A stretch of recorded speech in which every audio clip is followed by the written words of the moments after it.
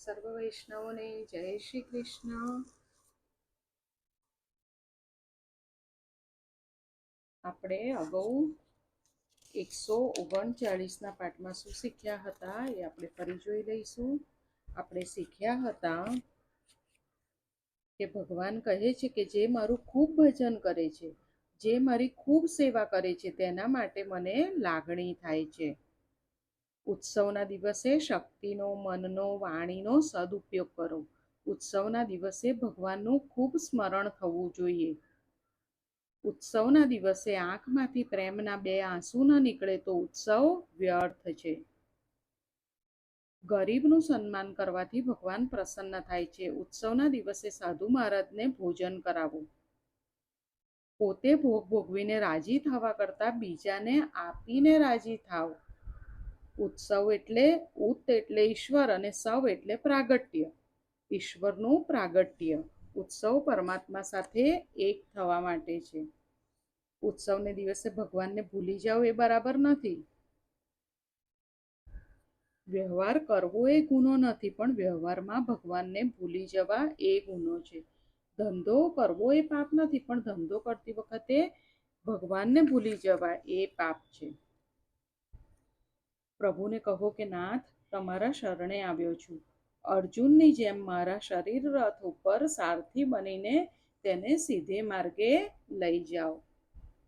પૈસા કરતાં વધારે સુખ સંયમ અને સદાચારથી મળે છે. ધનને મર્યાદા હશે તો જ શાંતિ આપશે. હવે આગળ જોઈશું. સચ્ચિદાનંદ રૂપાય વિશ્વોત્પત્યાદિ હેતવે તાપત્રય વિનાશાય શ્રી કૃષ્ણાય વયમ નમઃ. જે જગતની ઉત્પત્તિ, સ્થિતિ અને વિનાશનો હેતુ છે તથા જે ત્રણેય પ્રકારના તાપોના નાશ કરવાવાળા છે એવા સચ્ચિદાનંદ સ્વરૂપ ભગવાન શ્રી કૃષ્ણને અમે વંદન કરીએ છીએ. હવે આવે છે તૃણાવર્ત વધ. એક દિવસ યશોદાજી બાલકૃષ્ણને ખોળામાં બેસાડીને રમાડતા હતા. તૃણાવર્ત દૈત્યને મારવા કૃષ્ણ ભારે બન્યા છે. કયા દૈત્યને મારવા? તૃણાવર્ત દૈત્યને મારવા કૃષ્ણ ભારે બન્યા છે. યશોદાજીને વજન લાગવા માંડ્યું એટલે યશોદાજી કૃષ્ણને ત્યાં મૂકીને ઘરકામમાં લાગ્યા. તે વખતે તૃણાવર્ત એટલે તૃણાવર્ત રાક્ષસ હતો, એણે મંટોળિયાનું રૂપ ધરીને આવ્યો. શ્રી કૃષ્ણનું હરણ કરીને તે આકાશમાં લઈ ગયો. ભગવાન ભારે બન્યા, તેને પકડ્યો એટલે તૃણાવર્તના પ્રાણ ઉડી ગયા. રજોગુણનું ચક્કર એ તૃણાવર્ત. કામ અને ક્રોધ એ રજોગુણના પુત્ર છે. રજોગુણ મનમાં આવે એટલે મન ચંચળ થાય. તૃણાવર્ત રૂપી વાયુ વંટોળિયો આવે એટલે મન ચંચળ થાય. બુદ્ધિ ઈશ્વરથી વિમુખ બને એટલે તૃણાવર્ત આવે. ક્યારે તૃણાવર્ત આવે? જ્યારે બુદ્ધિ ઈશ્વરથી વિમુખ બને ત્યારે.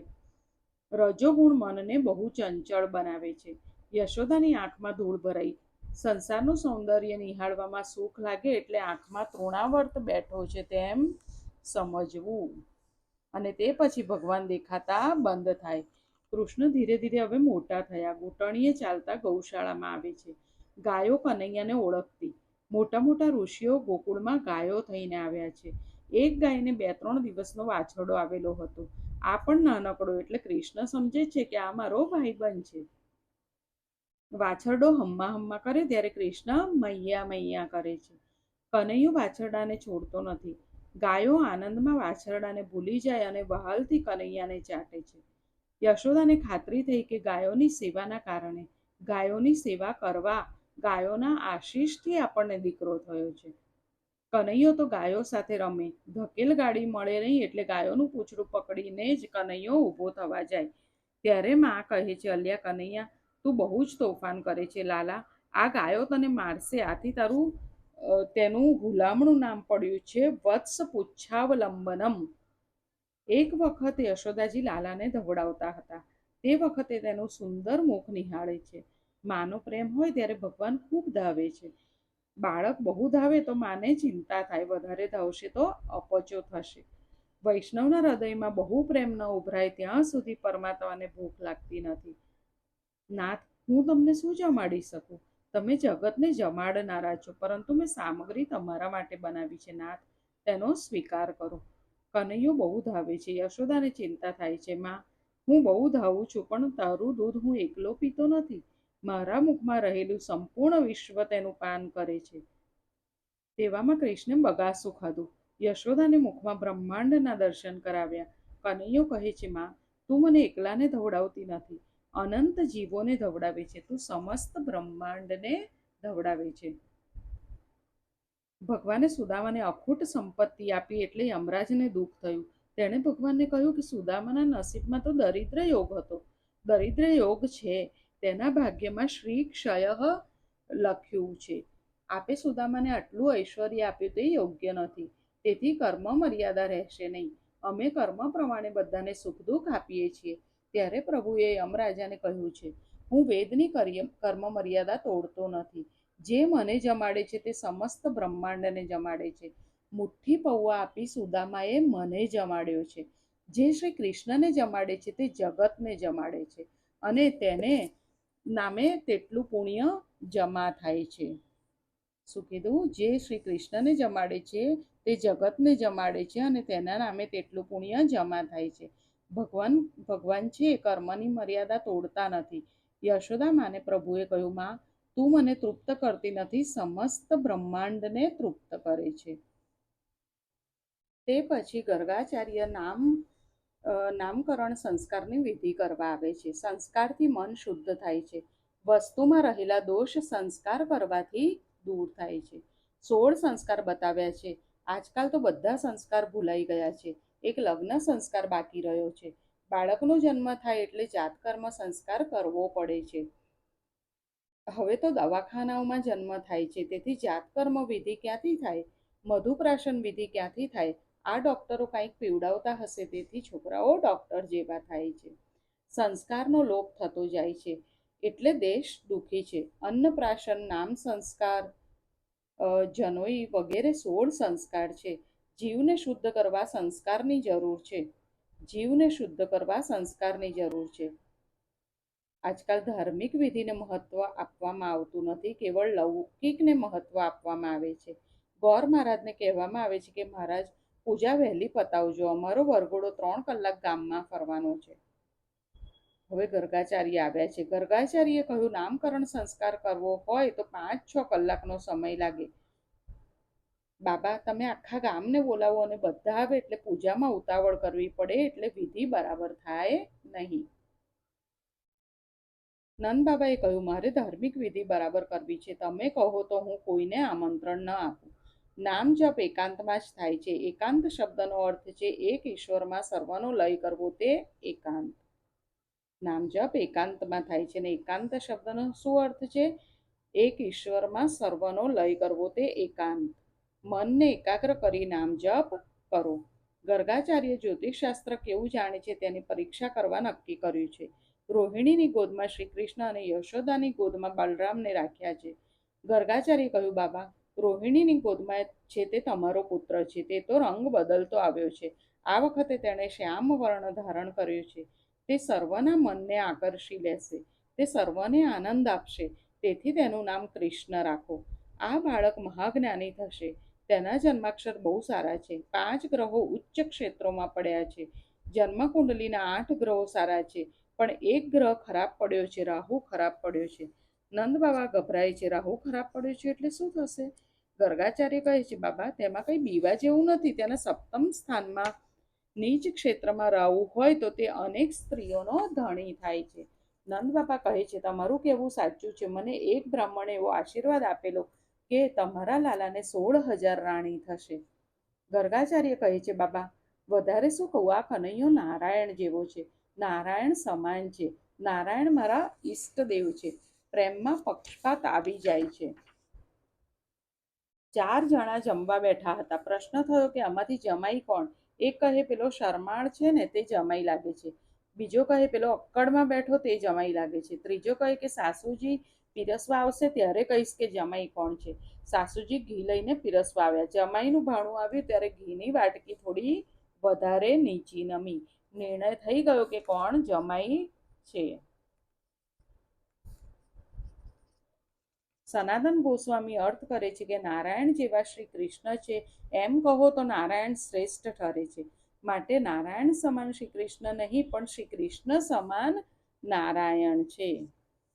વૃંદાવનના સાધુએ અર્થ કર્યો કે નારાયણ સમાન નહીં, પણ નારાયણ શ્રી કૃષ્ણ જેવા છે. નારાયણ સમાન કૃષ્ણ છે, તેમાં નારાયણ મુખ્ય અને કૃષ્ણ ગૌણ છે. કૃષ્ણ સમાન નારાયણ છે, તેમાં કૃષ્ણ મુખ્ય અને નારાયણ ગૌણ છે. કૃષ્ણ અને નારાયણમાં કાંઈ ફેર નથી. આ પ્રેમનો મધુર કલહ છે.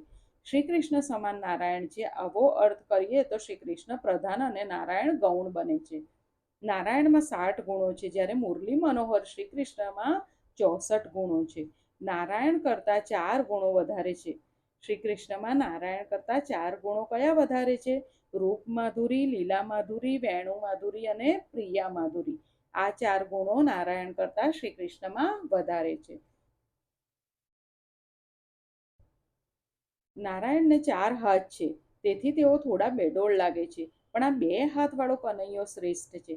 વૈકુંઠના નારાયણ રાજાની જેમ ઊભા રહે છે, તેથી તેમાં જરા અભિમાન હોય તેમ લાગે છે. નારાયણ તો અક્કડમાં ઊભા રહે છે, અમારી સાથે બોલતા પણ નથી. ત્યારે અમારો કનૈયો અમારી સાથે બોલે છે, અમારી સાથે રમે છે, અમારી સાથે ફરે છે, તેથી મારો કનૈયો શ્રેષ્ઠ છે. અતિશય આતુરતા થાય એટલે પરમાત્મા દોડતા આવે છે. ગોકુળમાં એક નવી વહુ આવી હતી. તે કનૈયાના દર્શન કરવા માટે આતુર બની છે. તેની સાસુ તેને શ્રી કૃષ્ણના દર્શન કરવા જવા દેતી ન હતી. આજે તે જળ ભરવા જાય છે. શ્રી કૃષ્ણનું ચિંતન કરતી જાય છે. લાલાના કેશ વાંકડિયા છે, મસ્તક ઉપર મોરપીંછ છે, હોઠ ઉપર મોરલી ધારણ કરી છે, કાનમાં મકરાકૃતિ કુંડળ અને કેડ ઉપર પીતાંબર ધારણ કર્યા છે. આજે તેને દેહનું ભાન નથી. ચૂમચૂમ કરતો કનૈયો પાછળથી આવે છે. શ્રી કૃષ્ણના દર્શન માટે જે આતુર બને છે, તેની પાછળ પાછળ કનૈયો આવે છે. શ્રી કૃષ્ણના દર્શન માટે જે આતુર બને છે, તેની પાછળ પાછળ કનૈયો આવે છે. બાલકૃષ્ણે આવીને સાડીનો છેડો પકડ્યો. ગોપી જુએ છે તો કનૈયાએ આવીને સાડી પકડી છે. 3 વર્ષનો કનૈયો છે.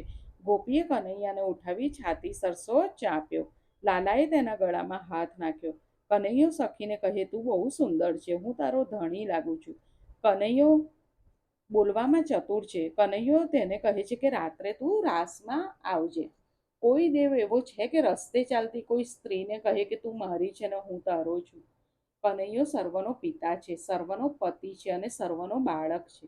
વિચારો, કોઈ દેવ એવો છે કે જે રસ્તે ચાલતી સ્ત્રીના ગળામાં હાથ નાખી શકે? પર સ્ત્રીથી દેવો પણ બીએ છે.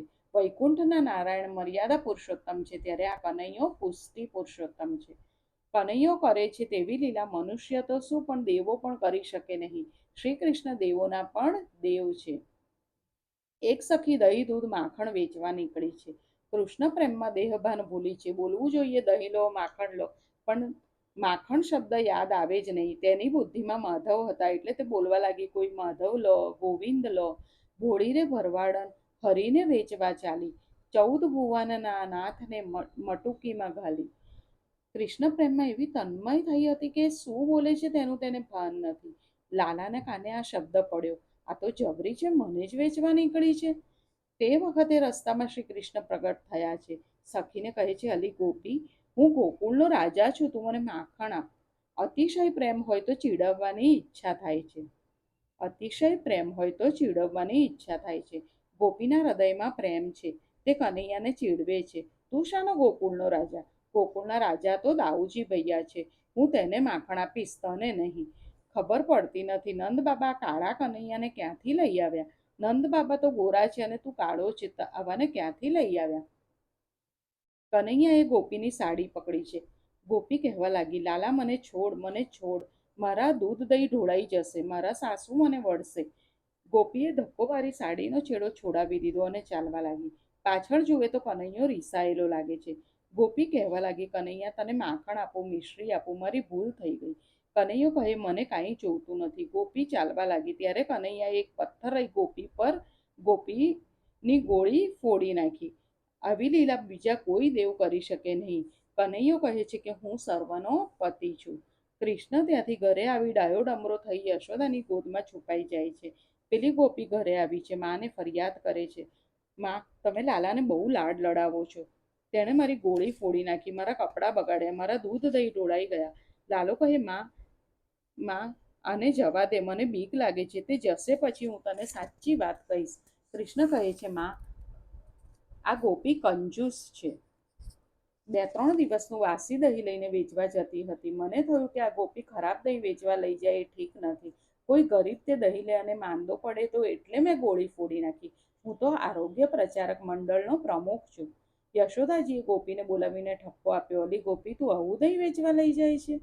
ગોપી હસવા લાગી. આ કનૈયો બોલવામાં બહુ ચતુર છે. ગોળી ફોડે તો પણ કનૈયો વાલો લાગે છે. કનૈયો રસ્તે જતો હોય તો કોઈની ગોળી પણ ફોડી શકે છે. એવો કોઈ દેવ છે કે જે રસ્તે જતી સ્ત્રીને પકડે અને ગોળી ફોડે? બીજા દેવોને બીક લાગે છે કે કોઈ સ્ત્રીને અડકી જવાશે તો અમને થપ્પડ પડશે, અમારી પૂજા કોઈ નહીં કરે. શ્રી કૃષ્ણની લીલા માધુરી દિવ્ય છે, એ કોઈ દેવ કરી શકે નહીં. નારાયણ ભગવાનના હાથમાં શંખ રાખે છે. નારાયણ ભગવાન હાથમાં શંખ રાખે છે. શંખ વગાડનાર દેવ મોટો કે વાંસળી વગાડનાર દેવ મોટો? બીજા દેવો અસ્ત્ર-શસ્ત્ર લઈને બેઠા છે. કોઈના હાથમાં સુદર્શન, કોઈના હાથમાં ધનુષ્ય બાણ, કોઈના હાથમાં ત્રિશૂળ. મને લાગે છે કે બીજા દેવોને દુનિયાના લોકોની બીક લાગતી હશે, તેથી હાથમાં શસ્ત્રો રાખીને ઊભા છે. મારો કનૈયો શસ્ત્ર રાખતો નથી. લાલાના એક હાથમાં વાંસળી અને બીજા હાથમાં માખણ મિશ્રી. શસ્ત્ર રાખનાર દેવ શ્રેષ્ઠ કે કનૈયો શ્રેષ્ઠ? કનૈયો શ્રેષ્ઠ છે. લાલો રોજ વાંસળી વગાડે છે. લાલાની વાંસળીનો શબ્દ જેના કાનમાં ગયો, જેને સંસાર ઉપરથી વૈરાગ્ય આવે છે. લાલાની વાંસળીનો શબ્દ જેના કાનમાં ગયો તેને સંસાર ઉપરથી વૈરાગ્ય આવે છે. જો વાંસળીનો શબ્દ કાને સંભળાય તો રાધે કૃષ્ણ કરતા પાગલ બને છે. શ્રી કૃષ્ણની વેણુ માધુરી દિવ્ય છે. ગોપી કહે છે કે મુરલી બજા કે મેરો મન હરી લીનો. બીજી ગોપી પ્રેમ ભર્યો ઠપકો આપે છે. હે મુરારી, ભોજન બનાવવાના સમયે તો કૃપા કરીને આ મધુર મુરલીની તાન ન છેડો. કનૈયા, તારી મુરલીનો ધ્વનિ સાંભળીને મારા ચૂલામાંના સૂકા લાકડા રસ ભીના બનીને રસ વહાવવા લાગે છે. તેથી અગ્નિ બુઝાઈ જાય છે. અગ્નિ બુઝાઈ જાય તો હું રસોઈ કેવી રીતે કરું? મારા લાલાની વાંસળી જેના કાનમાં ગઈ તે કાયમનો તેનો ગુલામ બની જાય છે. તેથી સખી, મેં માની લીધું કે આ કનૈયો સૌથી મોટો છે. શ્રી કૃષ્ણની રૂપ માધુરીએ અનેકોને આકર્ષ્યા છે. નિર્ગુણ બ્રહ્મના ઉપાસક મધુસૂદન સ્વામી પણ શ્રી કૃષ્ણની મનોહર રૂપ છટા પાછળ પાગલ થયેલા. અદ્વૈત માર્ગના અનુયાયીઓ દ્વારા પૂજનીય શ્રી સ્વરાજ્ય રૂપી સિંહાસન ઉપર પ્રતિષ્ઠિત હોવાનો અધિકાર પ્રાપ્ત કરી ચૂકેલા એવા અમને ગોપીઓની પાછળ ફરવાવાળા કોઈ શેઠ જબરજસ્તી ઈચ્છા ન હોવા છતાં પણ પોતાના ચરણોમાં અમને ગુલામ બનાવી દીધા છે. રસખાનની પણ એ રૂપ માધુરી ઉપર પાગલ બન્યા હતા. તેઓએ કહ્યું છે કે શ્રી કૃષ્ણની રૂપ માધુરી દિવ્ય છે. શ્રી કૃષ્ણ વૈકુંઠના નારાયણ કરતાં પણ શ્રેષ્ઠ લાગે છે. યશોદા ગર્ગાચાર્યને કહે છે કે ભોજનનો સમય થયો છે મહારાજ, એક વખત આપ ભોજન કરો, તે પછી બીજી વાત કરીએ. હવે નામકરણ વિધિ રાખી હતી ને, તો ગર્ગાચાર્ય ઘરે આવ્યા હતા એટલે યશોદાજીએ કીધું કે હવે તમે ભોજન કરો, પછી બીજી વાત કરીએ. તો આ પણ કથા બહુ સુંદર છે. આપણે આવતા વખતે જોઈશું. આજે અહીંયા સુધી રાખીએ. સર્વને જય શ્રી કૃષ્ણ.